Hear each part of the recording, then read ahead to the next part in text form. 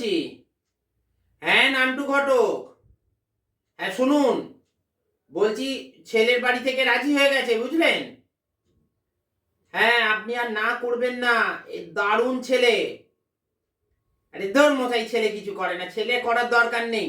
ছেলের বাবার দেখে এলেন তো, কত বড় চাল কলের মালিক।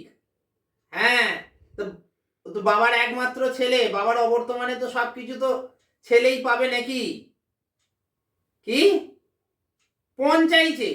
আরে এই বাজারে দাঁড়িয়ে ওরা যথেষ্ট কম চেয়েছে। হ্যাঁ, কত বললো আপনাকে? ও আমার মাধ্যমে বলাবে বলেছিল? হ্যাঁ, আমায় বলেছে তো। হ্যাঁ, ওরা 2,350,000 চেয়েছে।